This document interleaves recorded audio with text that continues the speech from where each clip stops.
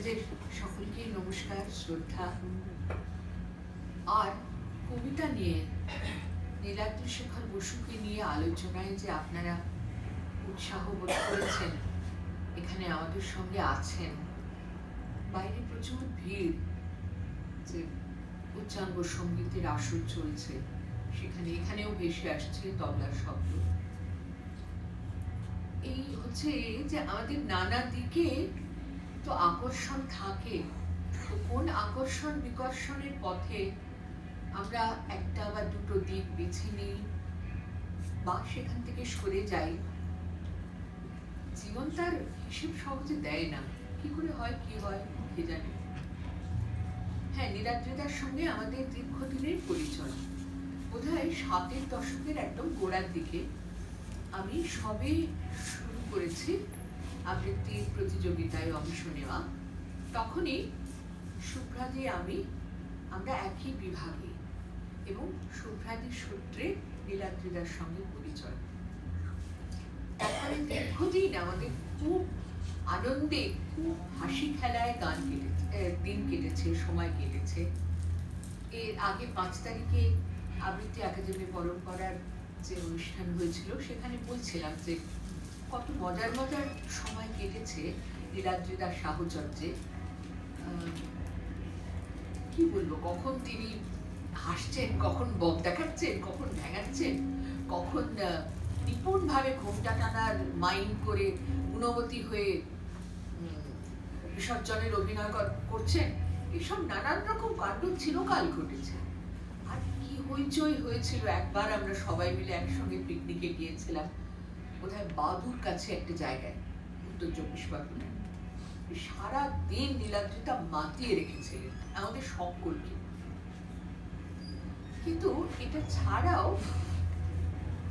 আবৃত্তির পরিচয়টা আমি কি বলবো, আর তার ছাত্ররা অনেক ভালোভাবে জানেন তাকে। শিক্ষক হিসেবে তিনি কি, আমরা তাকে দেখেছি শিল্পী হিসেবে। শিল্পী হিসেবে একেবারে 100-100।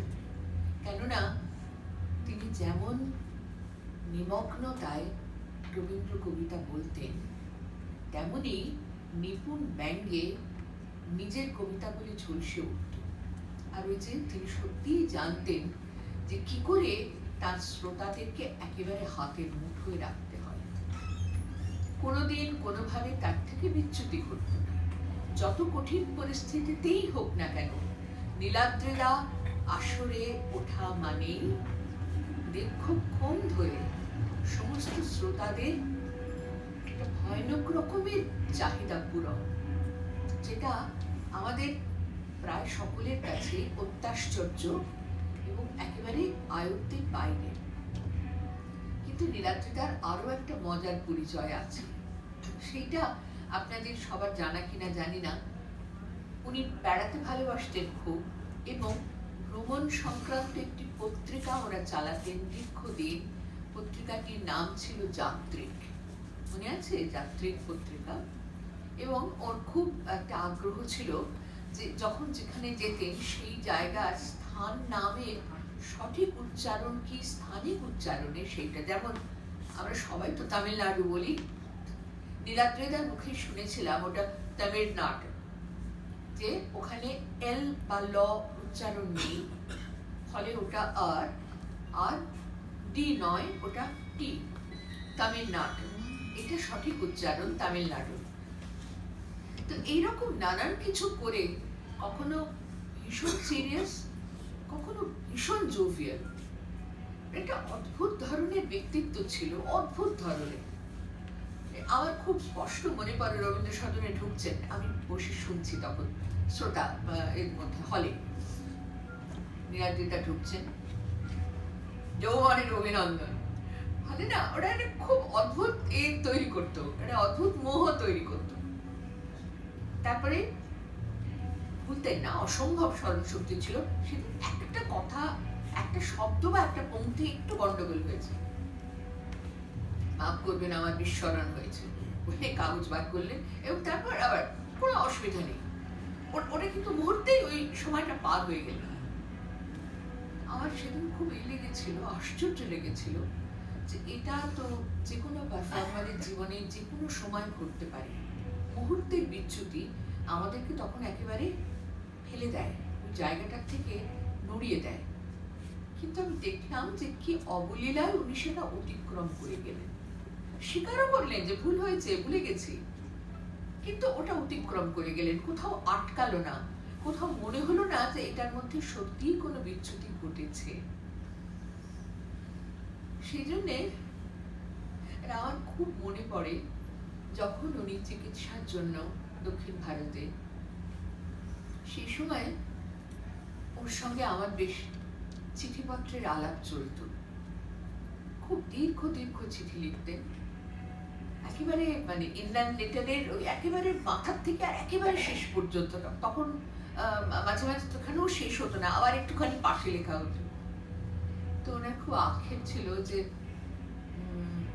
আচ্ছা, এতজনের সঙ্গে কাজ করেছি, আর কেন কেউ চিঠি লেখে না?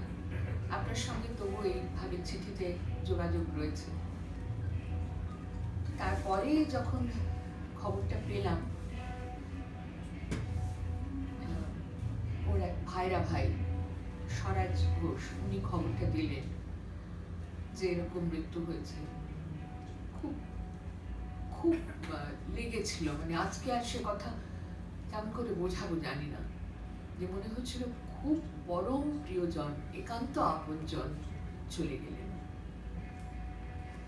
নীলাদ্রিদাকে স্মরণ করে আমি দু একটা কবিতা একটু বলি। রবীন্দ্রনাথ প্রথমে।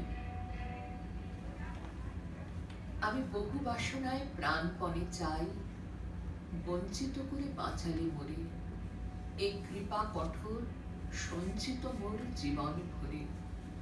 না চাহিতে মোরে যা করেছ দান, আকাশ আলোক তনু মন প্রাণ, দিনে দিনে তুমি নিতেছ আমায় সে মহাদানেরই যোগ্য করে। অতি ইচ্ছার সংকট হতে বাঁচায় মরে। আমি কখনো বা ভুলি, কখনো বা চলি তোমার পথের লক্ষ্য ধরে। তুমি নিষ্ঠুর সম্মুখ হতে যাও যে সরে। এ যে তব দয়া, জানি জানি হায়, নিতে চাও বলে ফিরাও আমায়। পূর্ণ করিয়া লবে এ জীবন, তব মিলনের যোগ্য করে। আধা ইচ্ছার সংকট হতে বাঁচাই মরে। তখন রাত্রি আঁধার হলো, সাঙ্গ হলো কাজ। আমরা মনে ভেবেছিলেন আসবে না কেউ আজ। মোদের গ্রামে দুয়ার যত রুক্ষ হলো রাতের মতো। দু একজনে বলেছিল আসবে মহারাজ। আমরা হেসে বলেছিলেন আসবে না কেউ আজ। দ্বারে যেন আঘাত হলো, শুনেছিলেন সবে। আমরা মনে ভেবেছিলেন বাতাস বুঝি হবে। নিবিয়ে প্রদীপ ঘরে ঘরে শুয়েছিলেন আলস ঘরে। দু একজনে বলেছিল দূত এলো বা তবে। আমরা হেসে বলেছিলেন বাতাস বুঝি হবে। নিশীথ রাতে শোনা গেল কিসের যেন ধ্বনি।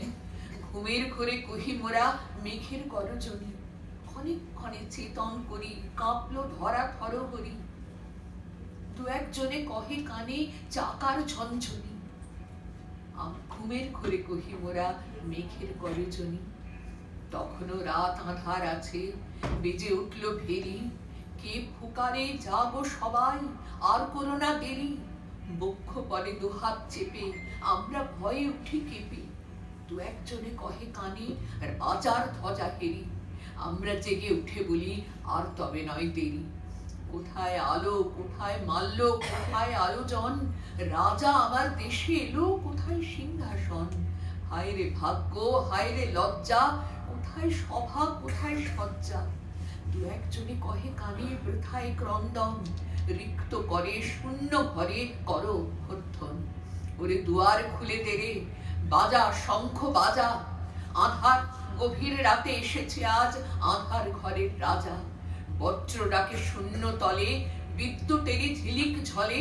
ছিন্ন শয়ন টেনে এনে আঙিনা তোর সাজা। ঝড়ের সাথে হঠাৎ এলো দুঃখ রাতের রাজা। নীরেন্দ্রনাথ চক্রবর্তীর একটি বহু পরিচিত কবিতা। পুকুর, মরাই, সবজি বাগান, জংলা দূরে শাড়ি, তার মানেই তো বাড়ি, তার মানেই তো প্রাণের মধ্যে প্রাণ।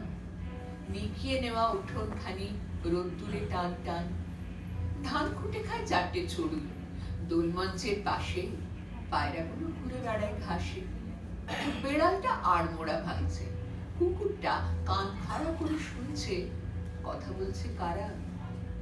উবের সূর্য পশ্চিমে দেয় পাড়ি, দুপুরবেলার ঘুমের থেকে জেগে উঠছে বাড়ি। লাঠির ডগায় পুঁটলি মাথা, অনেকটা পথ ঘুরে লোকটা যাচ্ছে দূরের থেকে দূরে। ওর চোখেও কি এমনি একটা বাড়ির স্বপ্ন টানা? ওর মনেও কি গন্ধ ছড়ায় গোপন হাসনোহানা? ও বড় বউ, ডাকো, ওকে ডাকো। ওই যে লোকটা পার হয়ে যায় কাঁসাই নদীর সাঁকো। শেষ কবিতাটি জয় গোস্বামীর। জগতে আনন্দ যজ্ঞে, জগতে আনন্দ যজ্ঞে পেয়েছে হাত সাফাইয়ের হাত, মিলেছে চোর সাধু ডাকাত, পেয়েছে হাত সাফাইয়ের হাত। জগতে আনন্দ যজ্ঞে জেনেছি নাচন কোদন সাত, কিছুতেই টলবে না সংসার, কিছুতেই টলবে না সংসার। জগতে আনন্দ যজ্ঞে রাখিনি গুড় গুড় ঢাক ঢাক, আমরা ভাত ছড়ালে কাক, আমরা ভাত ছড়ালে কাক। জগতে আনন্দ যজ্ঞে যেখানে যার এক বিতার রাখ, আমরা চিচিং চিচিং হাঁক, আমরা চিচিং চিচিং হাঁক। আমাদের যা ইচ্ছে হোক গে জগতে আনন্দ যজ্ঞে। আমরা সব হারানো লোক, আকাশে ভাসিয়ে দিলাম চোখ, সাগরে ভাসিয়ে দিলাম চোখ। যারে যাক চোখ ভেসে যা দূর, আমার দূরের পলাশপুর, যেখানে বাংলাদেশের মন ঘুমলো মা হারা ভাই বোন, যেখানে সাত কাকে দাঁড়বায় সুরের ময়ূর পঙ্খী নাই, যেখানে হাওয়ায় হাওয়ায় ডাকে ও গান মালঞ্চি কন্যাকে, মাধব মালঞ্চি কন্যাকে। ও তারে উড়িয়ে নিল পাখা, ও তার বৃষ্টিতে মুখ ঢাকা, অঝোর বৃষ্টিতে মুখ ঢাকা। তখন ভেসেছে নৌকাটি, তলায় বাংলাদেশের মাটি, মাটিতে আমরা কয়েকজন, আমরাই নির্ধনী আর ধন, পেয়েছি রাজকুমারের মন। আরে বাহ, রাজকুমারের মন, জানি না থাকবে কতক্ষণ, নাকি সে যাবে বিসর্জন। ও ঠাকুর, যাবে বিসর্জন, ও ঠাকুর থাকবে কতক্ষণ।